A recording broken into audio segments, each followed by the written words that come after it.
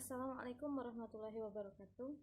Nama saya Yola Nurdianti dari SPS 4 2018, NIM 1820603149. Baiklah, saya akan menyampaikan sedikit materi tentang cara mengatasi resiko keamanan pada transaksi e-commerce. Nah, sebelum menjelaskan materi tersebut, saya akan sedikit menjelaskan tentang apa itu e-commerce. Nah, secara sederhana, e-commerce tersebut dapat diartikan sebagai segala sesuatu aktivitas jual beli yang dilakukan melalui media elektronik. Nah, saat ini jagat bisnis atau perdagangan elektronik di Indonesia dikejutkan dengan tentang berita peretasan data. Nah, tidak tanggung-tanggung total data yang dicuri dan kemudian diperjualkan pada dark web mencapai 91 data pengguna. Peristiwa ini tak pelak kembali menyadarkan kita tentang pentingnya keamanan data dalam bisnis e-commerce dan tindakan perlindungan yang dibutuhkan. Ancaman keamanan data tersebut akan terus berlangsung sejalan dengan perkembangan dan pertumbuhan e-commerce. Oleh karena itu dibutuhkan tindakan perlindungan terhadap e-commerce ini. Nah, di sini saya akan menguraikan tentang ancaman keamanan terhadap perdagangan elektronik atau e-commerce dan tindakan perlindungan yang dibutuhkan untuk melindungi keamanan bisnis di masa depan. Yang pertama, keamanan e-commerce.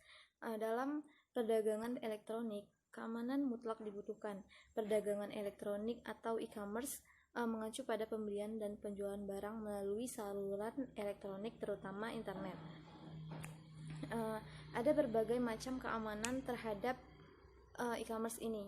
Profesor Dr. Muhammad Ali Hussein di Departemen Electronic and Computer Engineering menyebut ada 7 macam keamanan potensial yang mengintai e-commerce, yaitu yang pertama, serangan autentikasi, serangan integritas, serangan kerahasiaan, serangan virus, serangan Trojan horse, serangan cacing, dan serangan atau ancaman bisnis data, basis data.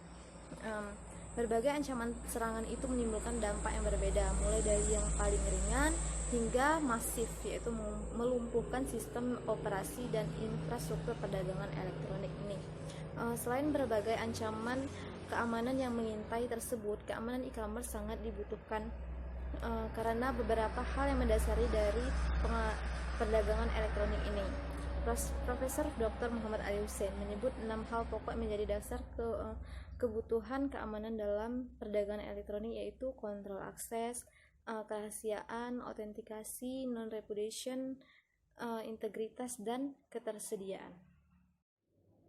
Selanjutnya, tindakan perlindungan keamanan yang dialami oleh e-commerce yang ada di Indonesia dari serangan kriminalitas cyber tentu sangat merugikan dan lebih jauh mengancam keamanan perdagangan elektronik di masa depan. Kerugian yang diderita akibat pelanggaran dalam perdagangan elektronik dengan disebutnya sebagai biaya nyata atau cost dalam 3 hal, yaitu yang pertama dampak finansial, yang kedua itu dampak kepercayaan konsumen, dan dampak reputasi merek. Yang pertama itu dampak finansial dari pelanggaran data terus meningkat seiring munculnya yang baru. Sementara dia awal masuk memperbaiki pelanggaran, pengeluaran lain seperti litigasi mempengaruhi beberapa banyak uang yang harus dicurahkan oleh bisnis e-commerce untuk pelanggaran dalam anggaran mereka. Yang kedua itu dampak kepercayaan konsumen. Kepercayaan memainkan peran integral dalam apakah konsumen melakukan pembelian dari bisnis tertentu. Pelanggaran data menjadi penghalang dalam perjalanan membangun hubungan antara konsumen dan penjual. Yang ketiga, dampak reputasi merek.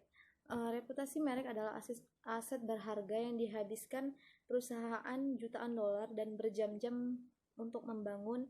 Dengan satu pelanggaran data atau prestise itu bisa hancur menjadi puing-puing. Pelanggaran data adalah salah satu dari 3 efek negatif teratas dari reputasi merek, baik profesional keamanan teknologi teknologi atau IT dan Chief Marketing Officer atau CMO percaya bahwa pelanggaran data dapat berdampak negatif pada reputasi merek, bahkan mengungguli dampak potensial dari skandal yang melibatkan CEO. Ancaman melihat ancaman keamanan dan tingkat kerugian yang tak ternilai akibat serangan terhadap perdagangan elektronik, maka dibutuhkan tindakan perlindungan yang efektif dan memadai, di mana tujuannya adalah untuk menyediakan tempat aman dan nyaman untuk perdagangan elektronik. Perlindungan keamanan perdagangan elektronik menerapkan teknologi keamanan yang mencangkup dua jenis enkripsi. Yang pertama enkripsi simetris dan yang kedua enkripsi asimetris. Itu melindungi soket layer, menerapkan digital signature, menerapkan sertifikat digital, menggunakan kartu cerdas dan menggunakan uang elektronik, serta kepatuhan PCA, jaringan pengiriman konten atau CDN, plugin keamanan, cadangan data, keamanan server, keamanan gateway pembayaran, firewall, serta sertifikat secure socket layer atau yang sering disebut dengan SSL. Karena itu adalah standar dari Google. Memperbarui perangkat lunak secara teratur. Nah, dengan perlindungan keamanan yang maksimum dilakukan, maka menciptakan rasa aman dan nyaman dalam bisnis e-commerce ini. Selain itu, tentu mencegah lebih baik sebelum kejadian peretasan terulang lagi, sehingga tidak menimbulkan kerugian-kerugian fatal di aspek finansial, distrust, kerugian reputasi merek. Cukup sekian dari saya. Semoga materi yang saya sampaikan bermanfaat untuk kita semua. Terima kasih. Wassalamualaikum warahmatullahi wabarakatuh.